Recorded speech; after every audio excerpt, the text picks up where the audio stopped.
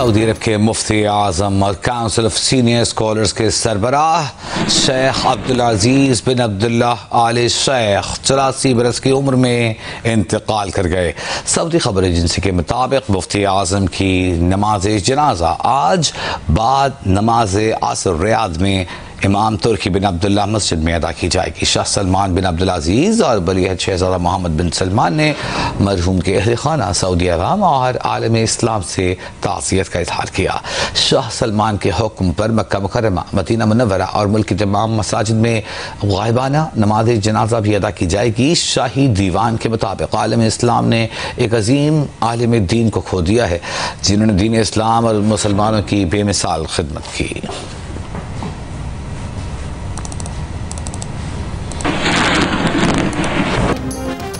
Benazir income support programme को fraud करार देने वाले सियासी रहनुमा ने 1 करोड़ खानदानों की तौहीन की है।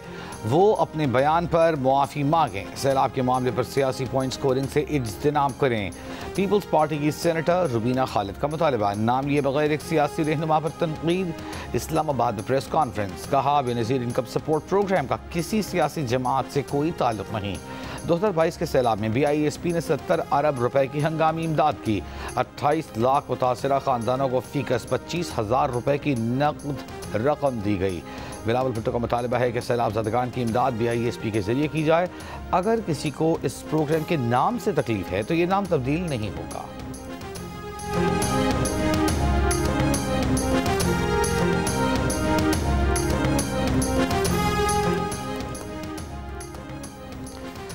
सैलाब मुतासरीन को बेनज़ीर इनकम सपोर्ट प्रोग्राम के जरिए मदद फराहम नहीं की जा सकती। जो BISP से रजिस्टर्ड ही नहीं, उन्हें इमदाद कैसे दी जाए। सिंध में बैरूनी इमदाद के बावजूद लोग मुकम्मल तौर पर बहाल नहीं हुए। सिंध या कराची का क्या हाल है? क्या उनसे अक्ल लेने की ज़रूरत है जिन्होंने सिंध को आसार क़दीमा बना दिया? वज़ीर इत्तलात पंजाब अज़मा बुखारी का रद्द-ए-अमल। लाहौर में प्रेस कॉन्फ्रेंस। कहा, पंजाब में पाकिस्तान की तारीख का सबसे बड़ा सैलाब आया। हुकूमत पंजाब अपने वसाइल से सैलाब मुतासरीन की मदद कर रही है। हमें बैरूनी इमदाद का इंतज़ार नहीं। पिछली बार सिंध में सैलाब आया तो इसका मतलब है कि क्या सूबाई हुकूमत की तैयारी नहीं थी? बिलावल भुट्टो ने वज़ीर आला पंजाब की भरपूर तारीफ़ की है। बिलावल भुट्टो के बयान को ज़्यादा मोतबर समझती हैं। सैलाब सियासत करने वालों के लिए दुआ ही किया जा सकती है।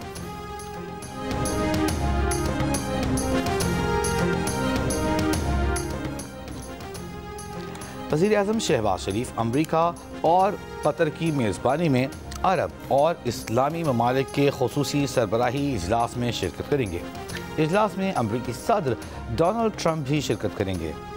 वज़ीर आज़म को खुसूसी शिरकत के लिए मदऊ किया गया है। वज़ीर आज़म आज अक़वाम मुत्तहिदा जनरल असम्बली के 80वें इजलास की इफ्तिताही तक़रीब में भी शरीक होंगे। इजलास की साइड लाइन पर वज़ीर आज़म आलमी बैंक के सदर, MD IMF, ऑस्ट्रिया की चांसलर, कुवैत के वली अहद से भी मुलाकातें करेंगे।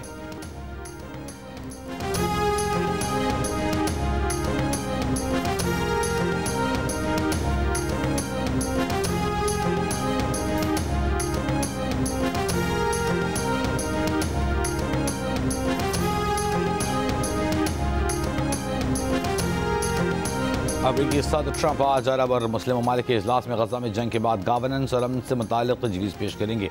अमरीकी मीडिया रिपोर्ट के मुताबिक अमरीका चाहता है कि अरब और मुस्लिम ममालिक गजा में फ़ौज भेजने पर आमादा हों ताकि इसराइल इनखिला कर सके।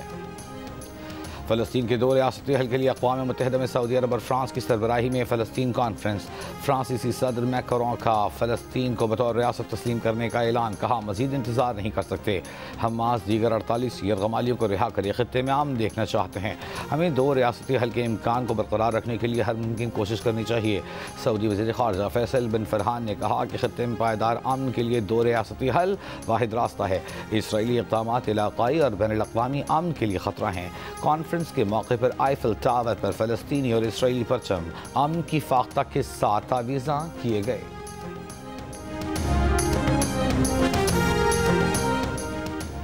गजा पर इसराइली हमले जारी। गजा सिटी रात भर धमाकों से गूंजता रहा।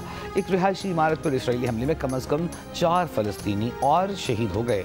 गजा सिटी के जुनूब मगरिब में मुतअद्दिद फ़ज़ाई हमले। इसराइली फ़ौज गजा सिटी में नाकारा फ़ौजी गाड़ियों को बारूद भर भर कर रिहायशी इमारतों पर धमाकों के लिए इस्तेमाल कर रही है। 24 घंटों में मज़ीद 40 से ज़ायद फ़लस्तीनी शहीद। 7 अक्टूबर 2023 से जारी इसराइली हमलों में फ़लस्तीनी शहदा की तादाद 65,344 हो गई। गजा में जबरी कहत के खिलाफ बैन अक़वामी इमदादी तंजीमों का इक़दाम। आलमी फ्लाटेला काफ़िले में दर्जनों कश्तियाँ इमदादी सामान लेकर गजा की जानिब गामज़न। 9 मई GHQ हमला केस की रावलपिंडी की इंसदाद दहशतगर्दी अदालत में समाअत। बानी PTI को व्हाट्सएप लिंक पर अदालत में पेश कर दिया गया। वकलाए सफाई ने बानी PTI से बात करने की इजाज़त तलब की। अदालत ने वकलाए सफाई की बानी PTI से बात करा दी। आवाज़ में खलल और बानी की शक्ल वाज़ेह नज़र न आने की शिकायत। वकलाए सफाई ने कार्रवाई का बॉयकॉट कर दिया। सलमान अकरम राजा और वकील फैसल मलिक अदालत से बाहर चले गए।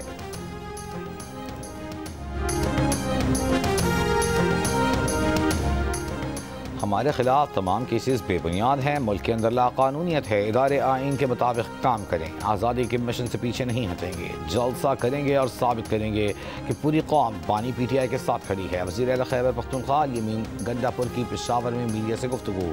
कहा अफ़गान हुकूमत चाहती है कि ये मसला हल हो। उनसे मुस्बत पैगाम आया है। वफाकी वज़ीर का बयान इंतहाई अफसोसनाक है।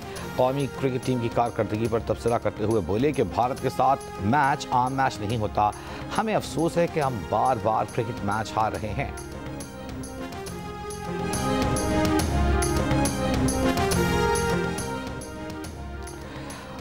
मुल्क जलालपुर पीरवाला में सैलाबी सूरत हाल के बायस मुल्तान से झांगड़ा तक M5 मोटरवे 11वें रोज भी बंद। मोटरवे पुलिस का बताना है कि मोटरवे 20 किलोमीटर के इलाके में 13 से ज़ायद मकामात पर मुतासर हुई है।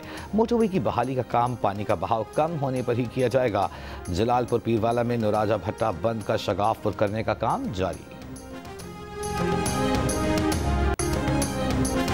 मुल्क में IT का शोबा तेज़ी से तरक्की कर रहा है। पाकिस्तान का IT सिस्टम मोमेंटम पकड़ रहा है। टेक्नोलॉजी और डेटा का इस्तेमाल और मुल्क में फ्रीलांसर बढ़ रहे हैं। वफाकी वज़ीर शज़ा फातिमा का कराची में तकरीब से खिताब। कहा पाकिस्तान पायदार मुआशी इस्तेहकाम की जानिब गामज़न है। आज दुनिया भर में पाकिस्तान की पजीराई हो रही है। ज़र मुबादला के ज़खायर बढ़ रहे हैं। महंगाई और पॉलिसी रेट में नुमाया कमी हुई है। 2 साल के टैक्स के आदाद शुमार भी शानदार हैं। SIFC ने अंदरूनी मसाइल को हल करके राह हमवार की।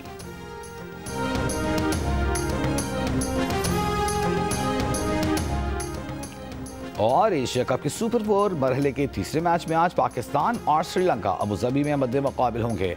पाकिस्तान टीम ने कल अबूधाबी पहुंचकर आराम किया। एशिया कप के फाइनल तक रसाई के लिए पाकिस्तान को ये मैच लाजमी जीतना होगा।